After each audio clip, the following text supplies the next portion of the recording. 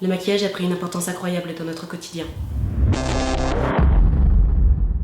Parce qu'on définit les maquillages en fonction des événements. Quand, où, pourquoi, partout. Et ben moi, je vais vous expliquer pourquoi ça peut aussi être cool de pas se maquiller, parfois, de temps en temps. Et toi, petit homme derrière ton écran, avant de quitter la vidéo en te disant que ça ne te concerne pas, considère que ta barbe, c'est notre maquillage. De plus en plus, comme on l'observe tous, sortir sans maquillage pour les femmes ou sans barbe pour les hommes, ça tient de l'impossible. Parce qu'avec on se sent protégé, on se sent beau et on se sent bien. Et s'en séparer, ce serait comme perdre notre rempart, notre espèce de protection contre les gens de l'extérieur. Quand je me suis rendu compte de ça, j'ai décidé que je voulais pouvoir vivre sans. Ça m'a pris un jour où je suis sortie sans maquillage, et là évidemment il a fallu que je croise quelqu'un que je connaissais. Et là je me suis sentie super moche et j'avais honte. Honte. Really? J'étais pas en pyjama, hein.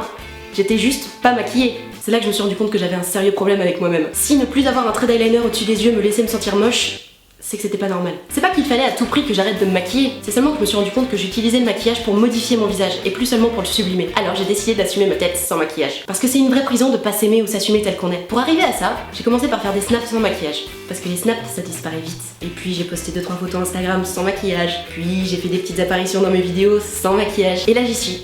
Je vous fais une vidéo entière, sans maquillage. Je vous le cache pas, hein. Là maintenant tout de suite je me sentirais bien mieux avec un petit trait au-dessus des yeux. Mais je me soigne.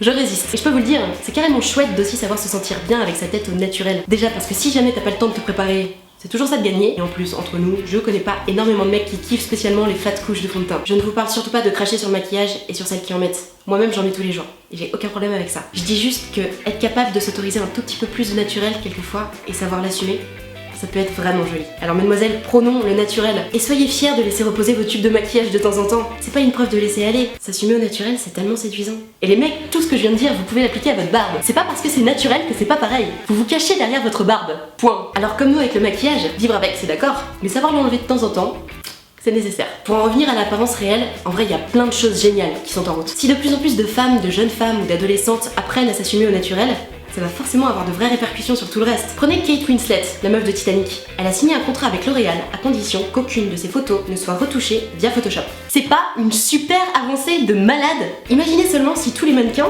qui sont les figures de rêve, faisaient ça et s'assumaient tels qu'ils étaient avec leurs défauts, parce qu'ils en ont.